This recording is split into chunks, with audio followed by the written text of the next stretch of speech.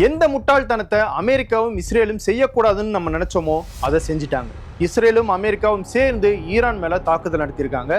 ஈரானும் பதில் தாக்குதலை தொடங்கியிருக்காங்க. இதுல கவலைக்குரிய விஷயம் என்னன்னா, அமெரிக்காவுடைய பேசஸ் கல்ஃப்ல எந்த நாட்டுல எல்லாம் இருக்கோ, அதாவது கத்தார், பஹ்ரைன், அபுதாபி, குவைத் போன்ற நாடுகள் மேலையும் ஈரான் தங்களுடைய தாக்குதலை நடத்திட்டு இருக்காங்க. இது இஸ்ரேல் அமெரிக்கா வெர்சஸ் ஈரான் அப்படிங்கறத தாண்டி இது ஒட்டுமொத்த கல்ஃபுக்கான போராகவும் மாறிக்கிட்டு இருக்கு. நிச்சயமாக இது உலகத்துக்கு நல்ல செய்தி கிடையாது.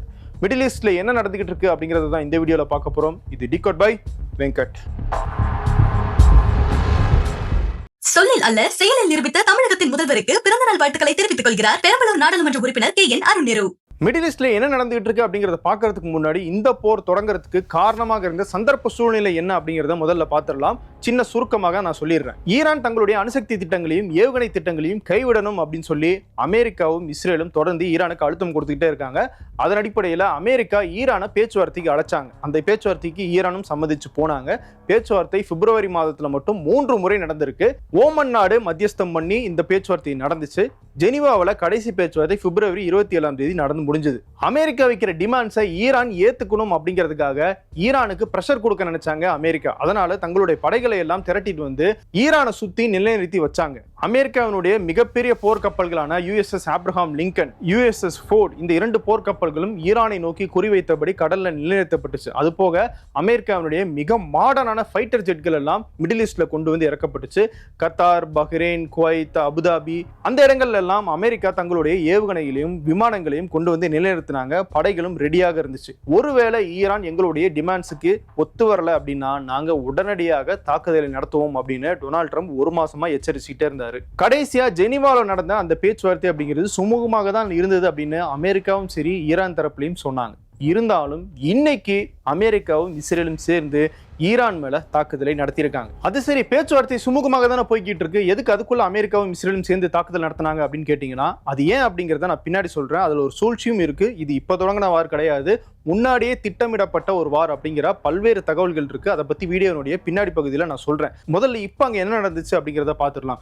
இன்னைக்கு இந்திய நேரப்படி பிற்பகல் 12 மணி அளவுல தான் இஸ்ரேலும் அமெரிக்காவும் சேர்ந்து ஈரான் மேல இந்த தாக்குதலை நடத்தியிருக்காங்க. ஈரானுடைய 5 இடங்கள்ல இந்த தாக்குதல் முதல் கட்டமாக நடந்திருக்கு. இந்த வீடியோவை நம்ம ஷூட் பண்ணும்போது இருக்கிற அப்டேட் படி ஈரானுடைய தலைநகர் டெஹ்ரான், இஸ்ஃபஹான், காம், கராஜ், கெர்மான்ஷா அப்படிங்கிற 5 இடங்கள்ல இஸ்ரேல் அமெரிக்காவுடைய கூட்டு தாக்குதல் நடத்தப்பட்டிருக்கு. ஆனா இந்த தாக்குதல் எந்த படைத்தளத்திலிருந்து நடத்தப்பட்டுச்சு அப்படிங்கிற தகவல் மட்டும் இன்னும் கிளியராக வெளியாகல.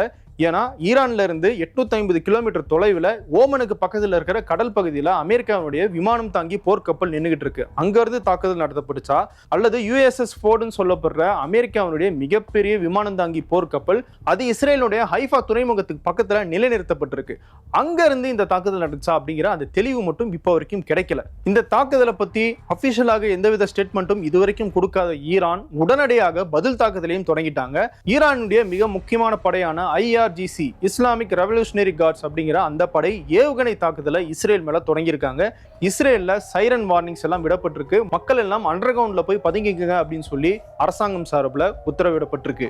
இதுல கவனிக்க வேண்டிய விஷயம் என்னன்னா, ஒருவேளை அமெரிக்காவும் இஸ்ரேலும் எங்க மேல தாக்குதல் நடத்தினாங்க அப்படின்னா, யார் தாக்குதல் நடத்துறாங்களோ அவங்களுடைய ராணுவ படைத்தளங்கள் இந்த கல்ஃப் கண்ட்ரீஸ்ல எங்கெங்கெல்லாம் இருக்கோ அங்க எல்லாத்தின் மேலையும் நாங்க தாக்குதல் நடத்துவோம்னு ஈரான் ஏற்கனவே எச்சரிக்கை விடுத்திருந்தாங்க. அதன் அடிப்படையில் இஸ்ரேல் மேல மட்டும் கிடையாது, குவைத், பஹ்ரைன், அபுதாபி, கத்தார் மேலையும் ஈரான் தங்களுடைய ஏவுகணைகளை வீசியிருக்காங்க. கத்தார்ல அமெரிக்காவுடைய மிகப்பெரிய விமான படைத்தளம் இருக்கு. அதை நோக்கி தான் அந்த ஏவுகணை போனதாக சொல்றாங்க. அதை கத்தாரினுடைய ராணுவம் இடைமறிச்சு அழிச்சதாகவும் சொல்றாங்க. அதுபோக பஹ்ரைன்ல அமெரிக்காவுடைய கடற்படைகள் இருக்கு, அந்த இடத்துலயும் தாக்குதல் நடந்திருக்கு, குண்டுவெடிப்பு நடந்திருக்கு அப்படிங்கிற தகவல் வெளியாகி இருக்கு. குவைத், அபுதாபிலையும் சக்தி வாய்ந்த குண்டுவெடிப்புகள் நடந்திருக்கு அப்படிங்கிற தகவலும் வெளியாகி இருக்கு. இஸ்ரேல் ஒரு பக்கம் ஈரானை அட்டாக் பண்ணாலும் இன்னொரு பக்கம் லெபனான்லயும் தாக்குதல் நடத்திட்டு இருக்காங்க. காரணம், ஈரானுடைய பேக்கப்ல இருக்கிற லெபனான்ல இருக்கிற ஹெஸ்புல்லா அமைப்பு ஈரானுக்கு சப்போர்ட்டா இஸ்ரேல் மேல தாக்குதல் நடத்தக்கூடும் அப்படிங்கிறத முன்கூட்டியே கணிச்சு அவங்க கடந்த 2 நாட்களாகவே ஹெஸ்புல்லா மேல தாக்குதல் நடத்திட்டு தான் இருக்காங்க. இன்னைக்கு அந்த தாக்குதலை தீவிரப்படுத்தி இருக்காங்க. அது போக ஏமன்ல இருக்கிற ஹவுதிகள், சிரியாவில் இருக்கிற ஆயுத குழுக்கள், காசாவில் இருக்கிற ஹமாஸ் மேலையும் தாக்குதல் இனிமேல் அதிகரிக்கக்கூடும் அப்படின்னு எதிர்பார்க்கப்படுது. மிடில் ஈஸ்ட்ல இருக்கிற பெரும்பாலான நாடுகள் தங்களுடைய வான் எல்லைகளை மூடிட்டாங்க. அதாவது விமானங்கள் எதுவும் இனிமேல் பறக்க முடியாது. ஒருவேளை ஃபைட்டர் ஜெட்ஸோ ட்ரோன்ஸோ வந்துச்சுன்னா எதிரி படைகள் மாறி மாறி அதுல தாக்குதல் நடத்தலாம் அப்படிங்கிறது தான் இதுக்கான அர்த்தம். அங்கிருந்து வர தகவல்கள் எல்லாம் வச்சு பார்க்கும்போது அமெரிக்காவும் இஸ்ரேலும் ஈரானுக்கு எதிரான போராக இதை நடத்தல. ஒட்டுமொத்தமான கல்ஃப் கண்ட்ரீஸும் வளைகுடா நாடுகளுமே இந்த போருக்குள்ள இழுக்கப்பட்டிருக்கு அப்படிங்கிறது தான் கலா யதார்த்தமாக இருக்கு. அங்கிருந்து வர தகவல்களும் நமக்கு சொல்லுது. அதனாலதான் சொன்ன அமெரிக்காவும் இஸ்ரேலும் நடத்தி இருக்கிறது ஒரு முட்டாள்தனமான தாக்குதல் அப்படின்னு. இந்த தாக்குதலை நடத்தினதுக்கு பிறகு அமெரிக்க அதிபர் டொனால்ட் ட்ரம்ப் வீடியோ மூலமாக ஒரு மெசேஜ் சொல்லியிருக்காரு.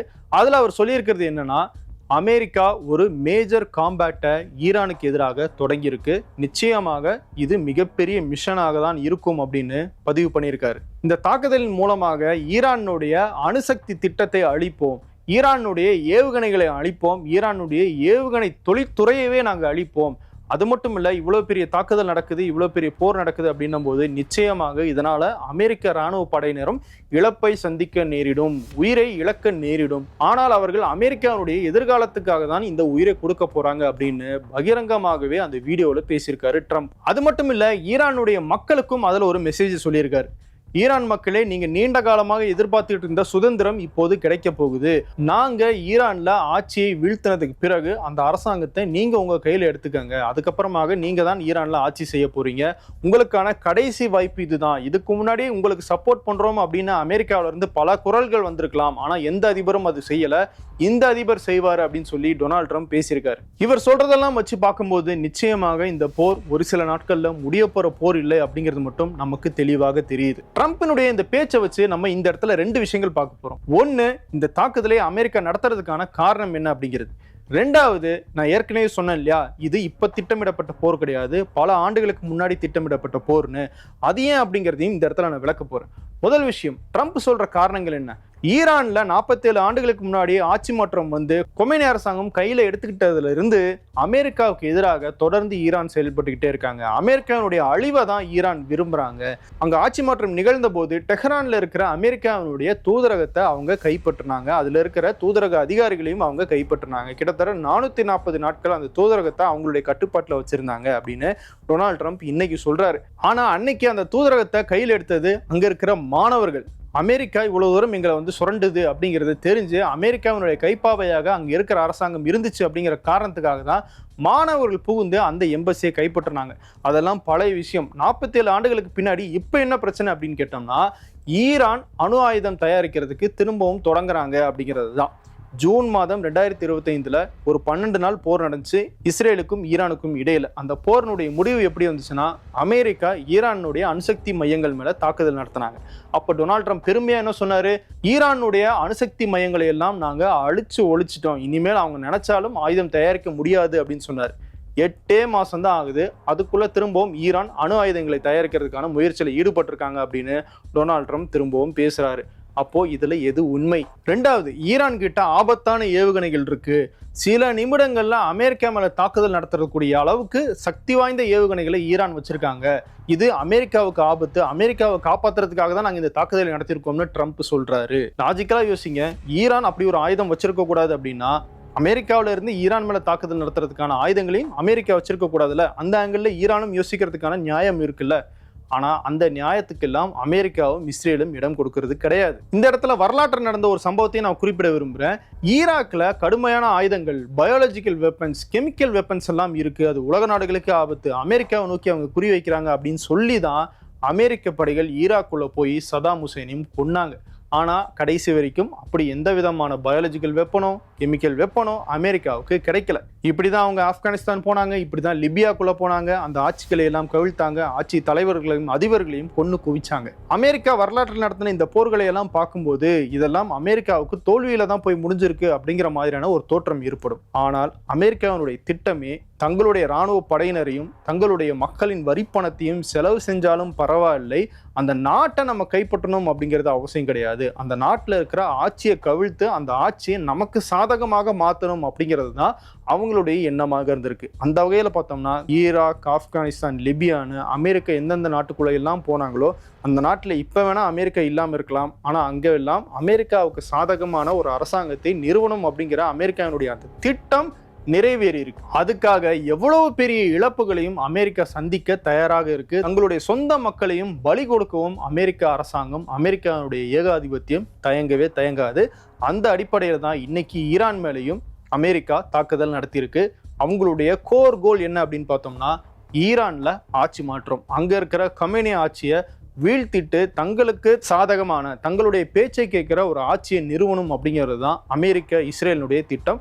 ஒரு வகையில் இது இஸ்ரேலினுடைய போரும் கூட. காரணம், இஸ்ரேலுக்கு ஈரான் கல்ஃப்ல இருக்கிறது ஒரு த்ரெட்டாகவே பார்க்குறாங்க. என்னதான் இருந்தாலும் பொருளாதார ரீதியிலும் சரி, ஆயுத பலத்திலையும் சரி, ஈரான் இஸ்ரேலுக்கு ஒரு த்ரெட்டாகவே இருந்துகிட்டு இருக்கு. அதை எப்படியாவது ஒரு அழிச்சு முடிவுக்கு கொண்டு வந்துடணும் அப்படிங்கிற நோக்கத்தில் தான் இஸ்ரேல் தொடர்ந்து செயல்பட்டுக்கிட்டே இருக்காங்க. ஒரு காலத்தில் இஸ்ரேலும் ஈரானும் நட்பு நாடுகளாக இருந்தாங்க. இன்ஃபேக்ட் கல்ஃப் கண்ட்ரிஸ் மத்தியில் இஸ்ரேலை அங்கீகரிச்ச முதல் நாடு ஈரான் தான். ஆனால் அந்த ஆட்சி கவிழ்க்கப்பட்டு கமேனியினுடைய ஆட்சி வந்ததுக்கு பிறகு இஸ்ரேலுக்கு எதிராக ஈரானுடைய அரசாங்கம் மாறினாங்க. அன்னையிலிருந்து இஸ்ரேலுக்கு ஈரான்ல இருக்கிற ஆட்சி உறுத்தலாகவே இருந்துகிட்டு இருக்கு. இன்னொரு முக்கியமான விஷயம் என்னன்னா, இந்த போர் அமெரிக்காவினுடைய போர் கிடையாது, இது இஸ்ரேலினுடைய போர். இஸ்ரேல் பிரதமர் பெஞ்சமின் நெத்தன்யாஹூ தான் இந்த போருக்கு தொடர்ந்து அழுத்தம் கொடுத்துக்கிட்டே இருக்காரு. கடந்த மாதத்தில் 3 முறை அமெரிக்காவுக்கும் ஈரானுக்கும் இடையில பேச்சுவார்த்தை நடந்துச்சு இல்லையா? இந்த பேச்சுவார்த்தை அப்படிங்கிறதே இஸ்ரேலுக்கு பிடிக்கல. காரணம், இஸ்ரேலுக்கு ஈரான் இருக்கக்கூடாது, அழியணும் அப்படிங்கிறது தான் அவருடைய எய்ம். அதனால பேச்சுவார்த்தையெல்லாம் ஒத்து வராது, தாக்குதல் தான் ஒத்து வரும், அப்படிதான் நம்ம ஈரானை வழிக்கு கொண்டு வர முடியும் அப்படின்னு சொல்லி இஸ்ரேல் பிரதமர் பெஞ்சமின் நெத்தன்யாஹூ இந்த பேச்சுவார்த்தை தொடங்குறதுக்கு முன்னாடி அவசரமாக டொனால்ட் ட்ரம்ப் போய் பார்க்குறாரு. அவருக்கு பேச்சுவார்த்தை நடக்குது அப்படிங்கிற அந்த விஷயத்தையே ஏற்றுக்கொள்ள முடியாது. நீங்க நல்லா நோட் பண்ணீங்கன்னா ஒரு பேட்டர்ன் மட்டும் கண்டினியூ ஆகும். இப்போ எப்படி பேச்சுவார்த்தைக்கு நடுவில் இந்த போர் தொடங்கி இருக்கோ, இதே மாதிரி தான் ஜூன் 2025 அமெரிக்காவும் ஈரானும் அணுசக்தி திட்டங்கள் தொடர்பாக பேச்சுவார்த்தை நடத்திக்கிட்டு இருக்கும் போதே நடுவில் இஸ்ரேல் சர்ப்ரைஸாக பூந்து ஈரான் மேலே தாக்குதல் நடத்தினாங்க. 12 நாள் போர் நடந்துச்சு. அந்த போரினுடைய முடிவில் ஈரானுடைய அணுசக்தி மையங்களை அமெரிக்கா அழிச்சாங்க. ஆக இந்த இடத்துல பேச்சுவார்த்தை நடத்தப்படக்கூடாது, அப்படியே நடந்தாலும் அதில் சுமூகமான முடிவு எட்டப்படக்கூடாது அப்படிங்கிற நோக்கத்தோடைய தான் இஸ்ரேலுடைய பிரதமர் பெஞ்சமின் நெத்தன்யாஹூ செயல்பட்டுக்கிட்டே இருந்திருக்காரு. இதை பற்றி தெளிவாக ஏற்கனவே ஒரு வீடியோவை நம்ம டிகோட் நிகழ்ச்சியில் போட்டிருக்கோம். அந்த வீடியோவை பாருங்க, இன்னும் உங்களுக்கு தெளிவான புரிதல் ஏற்படும். அந்த வீடியோனுடைய லிங்கை நான் கமெண்ட்ஸில் கொடுக்குறேன். ஜூன் 2025 நடந்த அந்த தாக்குதலும் சரி, இப்போ நடந்துகிட்டு இருக்கிற இந்த தாக்குதலையும் சரி, டெக்னிக்கலாக ஈரான் அணு ஆயுதத்தை தயாரிக்கிறாங்க அப்படிங்கிறத நிரூபிக்கிறதுக்கான எந்த விதமான ப்ரூஃபும் இல்லை. IAEA, அதாவது இன்டர்நேஷனல் அட்டாமிக் எனர்ஜி ஏஜென்சி, இது ஐநா சபையினுடைய ஒரு அமைப்பு. இவங்க தான் உலக நாடுகள் என்னென்ன அணு ஆயுதங்களை வச்சிருக்காங்க, அணுசக்தி திட்டங்களை எதுக்கெல்லாம் பயன்படுத்துறாங்க அப்படிங்கிறத ஆய்வு பண்ணுவாங்க. அப்படி இவங்க ஈரானுக்குள்ளேயும் ஆய்வு பண்ணிட்டு தான் இருக்காங்க. ஈரான் அணு ஆயுதம் தயாரிக்கிறதை நெருங்கிட்டாங்க அப்படின்னு 2025 ஜூன்லேயும் அவங்க சொல்லலை, இப்போவும் அவங்க சொல்லலை. இன்ஃபேக்ட் இப்போ அமெரிக்காவுக்கும் ஈரானுக்கும் இடையில் நடந்துகிட்டு இருந்த பேச்சுவார்த்தையில் IAEA தலைவர்களும் பங்கேற்று இருக்காங்க. அவங்களுமே இப்போ ஈரானால அமெரிக்காவுக்கோ இஸ்ரேலுக்கோ ஆபத்து இருக்கு அப்படிங்கிறது எந்த இடத்துலையுமே எஸ்டாப்ளிஷ் பண்ணலை. அப்படி இருக்கும்போதும் இந்த தாக்குதலை நடத்தியிருக்காங்க அப்படின்னா அங்கதான் நான் 2வது விஷயம் சொன்னேன் இல்லையா, இது இப்போ திட்டமிடப்பட்ட போரா இல்லை நீண்ட நாட்களுக்கு முன்னாடியே பிளான் பண்ணப்பட்ட போரா அப்படிங்கிற அந்த விஷயம் வருது.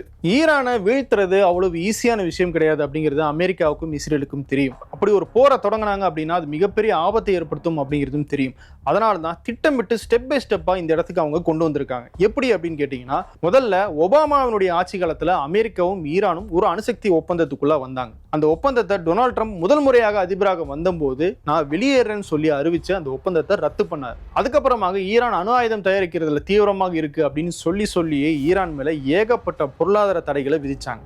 அந்த பொருளாதார தடைகள் ஒரு கட்டத்தில் ஈரான் எங்கே வந்து நிறுத்துச்சு அப்படின்னா, கடந்த டிசம்பர் மாதம், அதாவது 2025 டிசம்பர் 28, 29, 30 இந்த காலகட்டத்தில் கடுமையான பொருளாதார வீழ்ச்சியை ஏற்படுத்துச்சு. அதாவது ஈரானுடைய ஒரு ரியால் மதிப்பு அமெரிக்க டாலருக்கு நிகராக 14 லட்சம் அப்படின்னு மாறுச்சு. நம்ம இந்தியாவில் டாலருக்கு நிகரான ரூபாய் மதிப்பு 90 தொட்டுருச்சு அப்படிங்கிறதே நம்ம ரொம்ப ஆபத்தாக பார்க்குறோம்.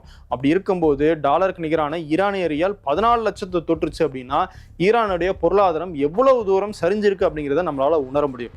அப்படி ஒரு கட்டத்துக்கு ஈரானை கொண்டு வந்து நிறுத்திட்டாங்க. இந்த பொருளாதார வீழ்ச்சி மக்களை கொந்தளிக்க வைக்குது. ஏற்கனவே ஈரானுடைய அரசாங்கம் மனித உரிமை மீறல்களில் ஈடுபடுது, மக்களை சுட்டுக் கொள்ளுது, தூக்குல போடுது அப்படிங்கிற குற்றச்சாட்டுகள் எல்லாம் இருக்கு. அதோடு சேர்ந்து இந்த பொருளாதார பிரச்சனையும் சேரவே ஈரான் அரசுக்கு ஆதரவாக இருந்த வர்த்தகர்கள், வியாபாரிகள் எல்லாருமே சாலைகளில் திரண்டு ஈரானுடைய அரசாங்கத்துக்கு எதிராக போராட ஆரம்பிச்சாங்க.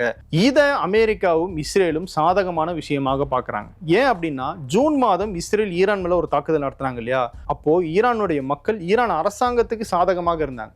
என்னதான் ஈரானுடைய அரசாங்கத்தின் மேலே எங்களுக்கு 1000 பிரச்சனை இருந்தாலும் நீ வெளியாளு, எங்க நாட்டு மேலே நீங்க தாக்குதல் நடத்தக்கூடாது அப்படின்னு சொல்லி அன்னைக்கு ஈரான் மக்கள் எல்லாம் குரல் கொடுத்தாங்க.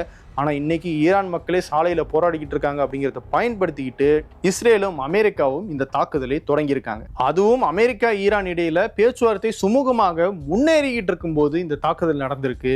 ஸோ ரொம்ப நாளா அமெரிக்காவும் இஸ்ரேலும் சேர்ந்து ஈரான்ல இருக்கிற அந்த ஆட்சியை மாற்றணும் அப்படிங்கிற அந்த திட்டத்தை தான் இன்னைக்கு செயல்படுத்திட்டு இருக்காங்க அப்படிங்கிறத நம்மளால புரிஞ்சுக்க முடியுது. ஜனவரி மாதம் டீகோட் நிகழ்ச்சியில ஈரான்ல இருந்து வெளியேறி ஜெர்மன்ல அடைக்கலம் புகுந்திருக்கிற ஈரானுடைய மூத்த பத்திரிகையாளர் ரெசா தலேபி சொன்ன கருத்துக்களின் அடிப்படையில் ஒரு வீடியோ வெளியிட்டிருந்தோம். அந்த வீடியோல ரெசா தலேபி சொல்றதாக நம்ம என்ன சொல்லியிருந்தோம் அப்படின்னா, ஈரான்ல இருக்கிற ஆட்சி மேல ஈரானுடைய மக்களுக்கு கடுமையான அதிருப்தி இருக்கிறது உண்மைதான். அந்த ஆட்சி நீங்களும் அப்படிங்கிறது தான் மக்கள் விரும்புறாங்க. ஆனால் அந்த ஆட்சி மாற்றத்தை இப்ப இருக்கிற ஆட்சியை முன் வந்து வேற ஒருத்தர் கையில கொடுத்துட்டு போயிடணும், அதுதான் நல்லது. அப்படி இல்லைன்னா அமெரிக்காவும் இஸ்ரேலும் தாக்குதல் நடத்தி நாங்கள் ஆட்சி மாற்றம் செய்ய வரோம் அப்படின்னு சொல்லி உள்ள வருவாங்க. அப்படி உள்ள வந்தாங்கன்னா ஈராக்லையும் ஆப்கானிஸ்தான்லையும் லிபியாலையும் என்ன நடந்துச்சோ அதுதான் ஈரானுக்கும் நடக்கும்.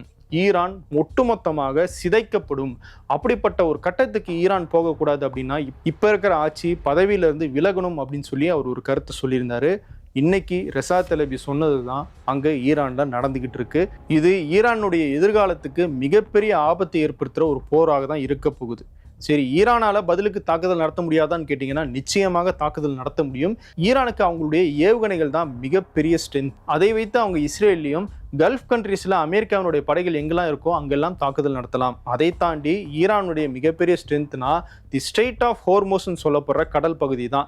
இந்த கடல் பகுதி வழியாக தான் மிகப்பெரிய அளவுல உலகத்துல எண்ணெய் வர்த்தகம் நடந்துகிட்டு இருக்கு. அந்த கடல் பகுதி ஈரானுடைய கட்டுப்பாட்டுல இருக்கு. அந்த இடத்தை ஈரான் க்ளோஸ் பண்ணி தாக்குதல் நடத்த தொடங்கிட்டாங்க அப்படின்னா உலகத்துக்கு போகிற எண்ணெய் வர்த்தகம் மிகப்பெரிய அளவுல பாதிக்கப்படும். கச்சா எண்ணெயினுடைய விலை தாறுமாறாக உயரும். ஏதோ ஒரு மூலையில சென்னையில வாழ்ந்துகிட்டு இருக்கிற நம்ம முதற்கொண்டு விலைவாசி உயர்வால கடுமையாக பாதிக்கப்படக்கூடிய சூழல் ஏற்படும். அது மட்டும் இல்லை, நான் ஏற்கனவே சொன்ன மாதிரி கல்ஃப்ல இருக்கிற மற்ற நாடுகளும் இந்த போருக்குள்ள வர வாய்ப்பு இருக்கு. அப்படிங்கிறதுனால இது டிசாஸ்ட்ரஸான ஒரு போராக மாறுறதுக்கான வாய்ப்பு இருக்கு. அதனால இந்த இடத்துல அமெரிக்காவா இஸ்ரேலா ஈரானா யார்கிட்ட பலம் இருக்கு, யார்கிட்ட என்ன ஆயுதங்கள் இருக்கு அப்படிங்கிறத பேசுறதை விட உடனடியாக இந்த போர் நிறுத்தப்பட வேண்டும் அப்படிங்கிறது தான் நம்மளுடைய எண்ணமாகவும் இருக்கணும். அதுக்கு உலக நாடுகளும் குறிப்பா ஐரோப்பிய நாடுகள், இந்தியா போன்ற நடுநிலை வைக்கிற நாடுகள் எல்லாம் முன்வர வேண்டும் அப்படிங்கிறது தான் மக்களுடைய கோரிக்கையாக இருக்கும். ஈரானுடைய சுப்ரீம் லீடர் அயத்தோலா அலி கமினி அவர் அண்டர் கிரவுண்ட்ல பதுங்கி இருக்கிறதாக தகவல் வந்திருக்கு. பிரசிடென்ட் மசூத் பெசஸ்கியான் அவரும் பாதுகாப்பான இடத்துல வைக்கப்பட்டிருக்கிறதாகவும் தகவல் வந்திருக்கு. ஏன்னா இந்த தாக்குதல்ல அவங்க தான் முக்கியமான குறியாக இருப்பாங்க அப்படிங்கிறது தகவல் வெளியாகி இருக்கு. தொடர்ந்து மிடில் ஈஸ்ட்ல தொடங்கி இருக்கிற இந்த போர் குறித்த தகவல்களை, ஆத்தென்டிக்கான தகவல்களை டீகோட் நிகழ்ச்சியில பாருங்க. வேறொரு அப்டேட்ஸோட மீண்டும் உங்களை சந்திக்கிறேன். நன்றி. மார்ச் 1ஆம் தேதி பிறந்த நாள் காணும் தமிழகத்தின் தந்தை, மக்களின் கனவுகளை நனவாக்க வந்த முதல்வர் மு.க. ஸ்டாலினுக்கு மனமார்ந்த பிறந்தநாள் வாழ்த்துக்களை தெரிவித்துக் கொள்கிறார் பெரம்பலூர் நாடாளுமன்ற உறுப்பினர் KN அருண்நேரு.